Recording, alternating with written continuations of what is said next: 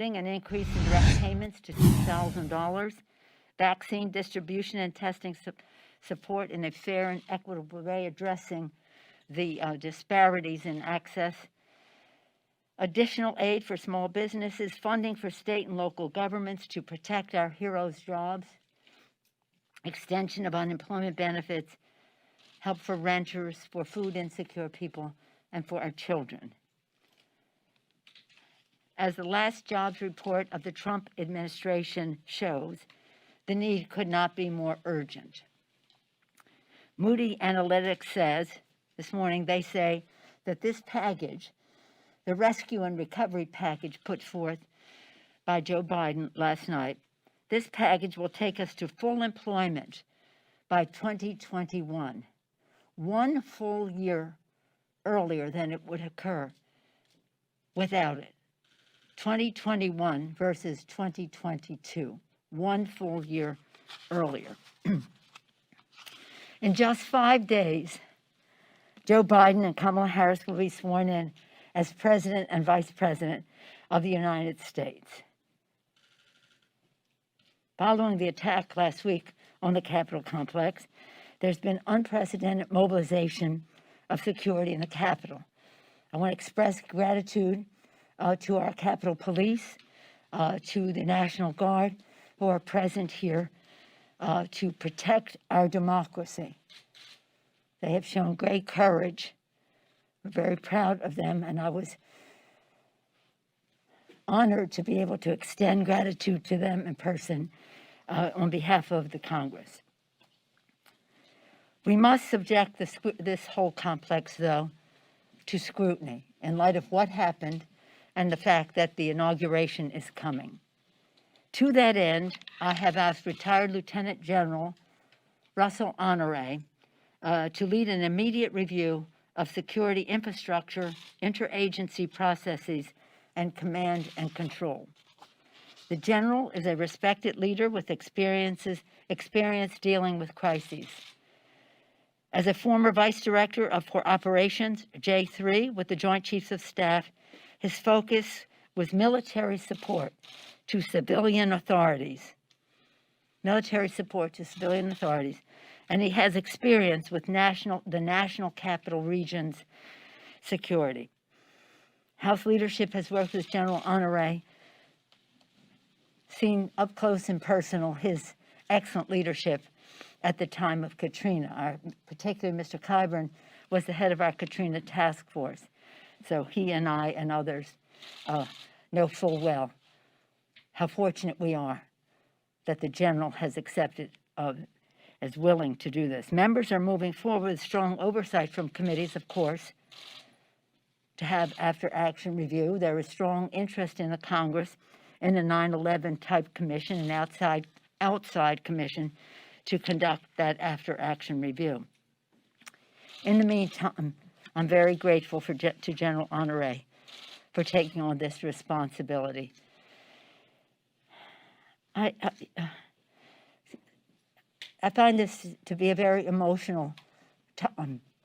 I've said to the members, we're very passionate to our reaction to this assault on our democracy, on this temple to democracy. We're very passionate about our reaction, but we must be very dispassionate in how we make decisions to go forward for security, security, security.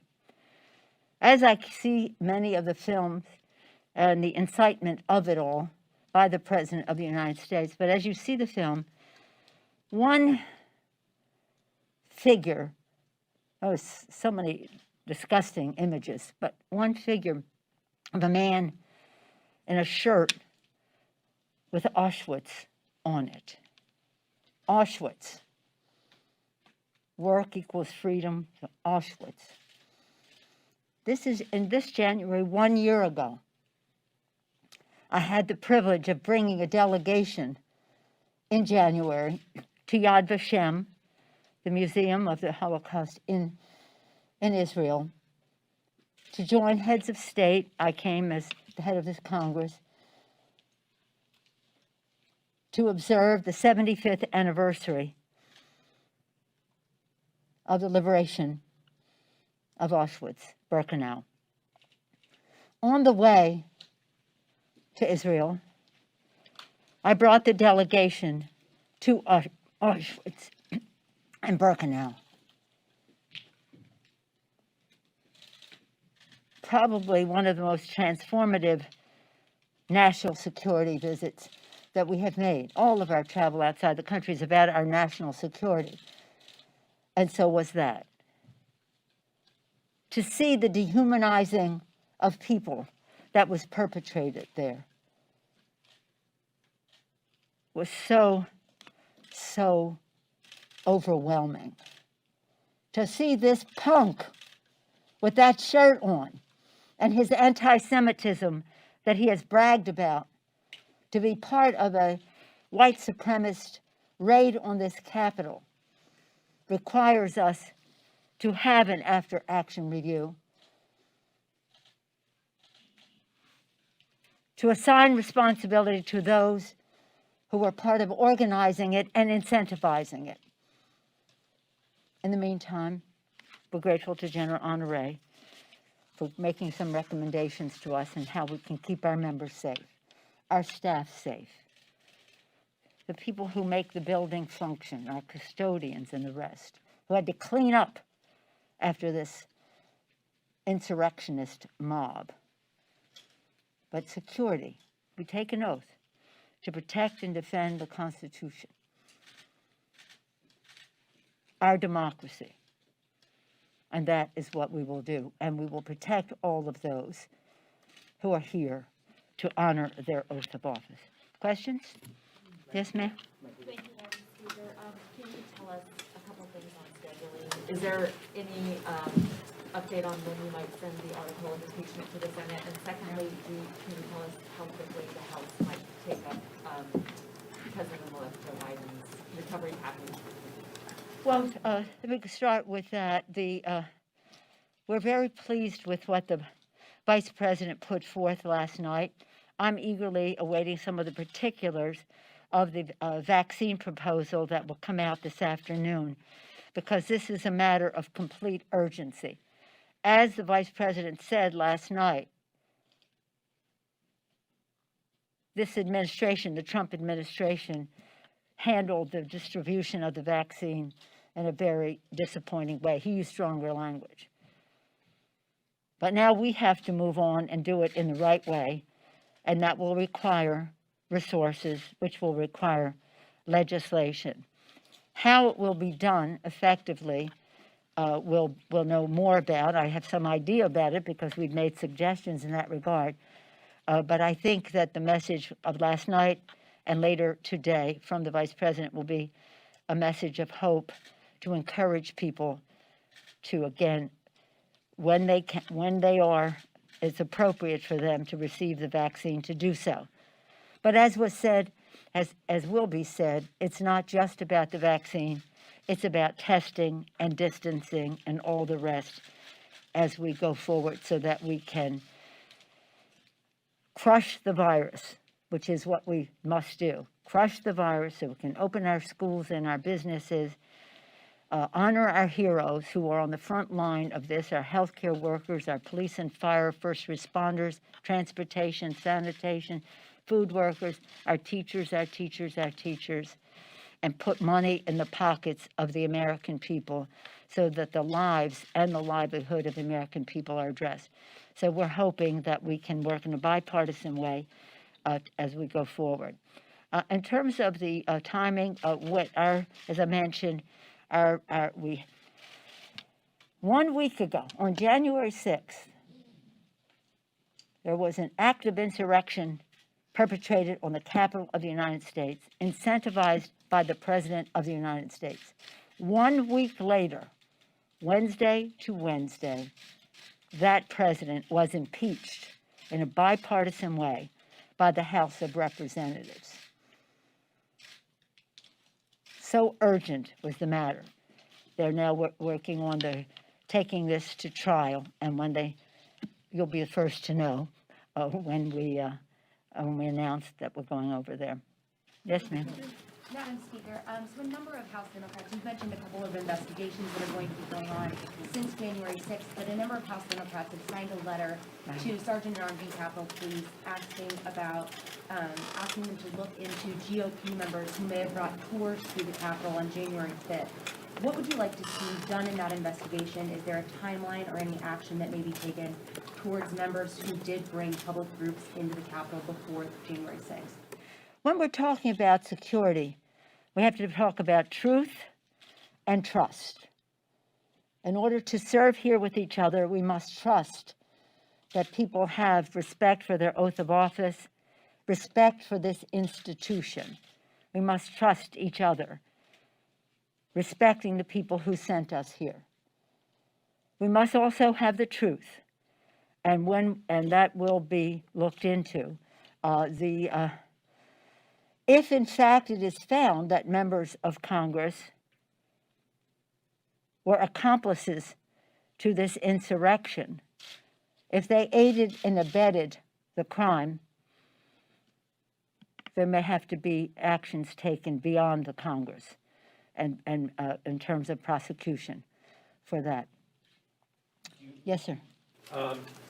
We all are seeing the extraordinary security measures now Yes. in place here on the Capitol and really throughout much of the district. I'm just wondering your level of comfort about next week's inauguration. Let me just say, and thank you for the question, as a member of the JSIC, the committee that prepares for the inauguration, for a long time now, weeks, it has been determined that we would have a very small inauguration because of COVID.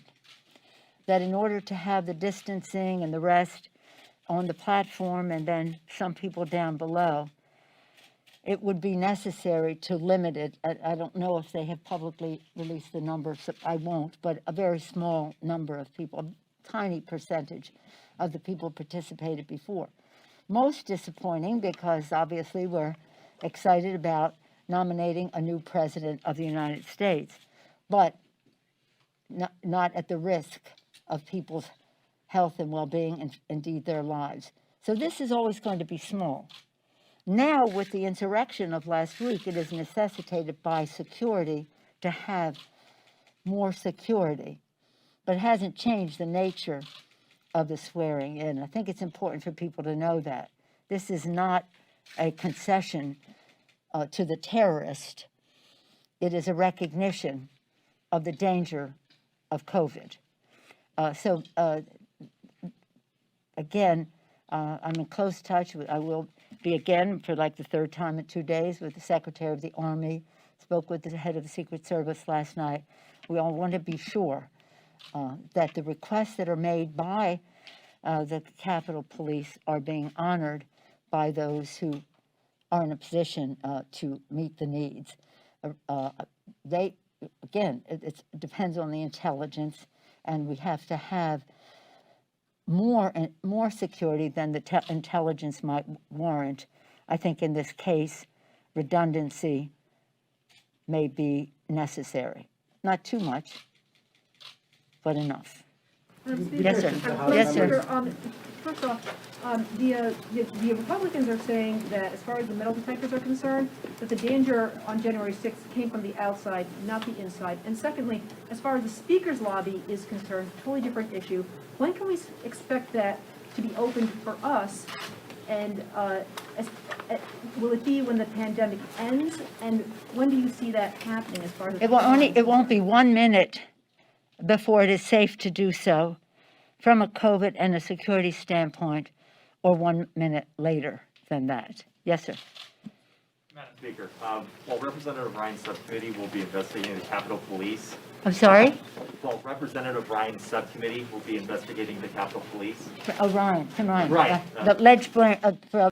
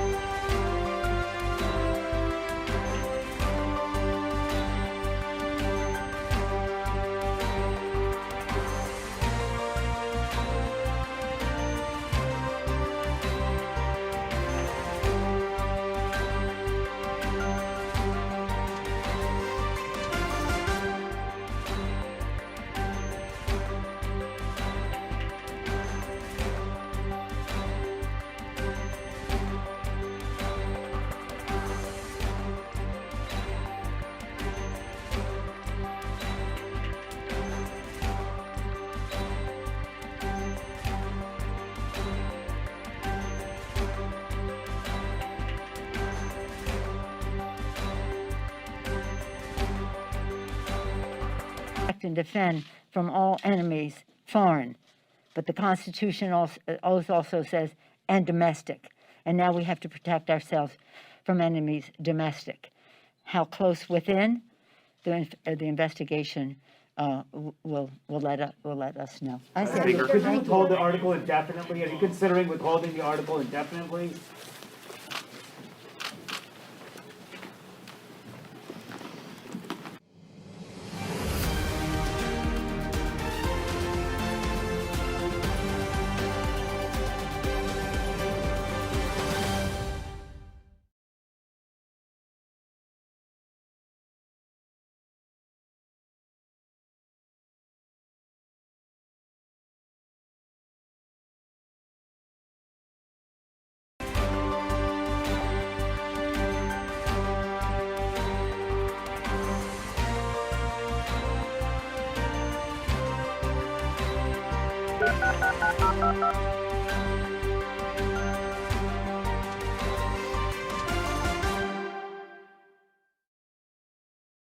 con la que estamos comenzando. Segundo, evaluamos tu deseo, qué nombres, qué alternativas ya tienes en la palestra y veo qué significan. Tercero, empezamos a hacer un brainstorming contigo, tomando en cuenta todo esto como trabajo previo y analizamos simbólicamente qué es lo que estamos transmitiendo con cada uno de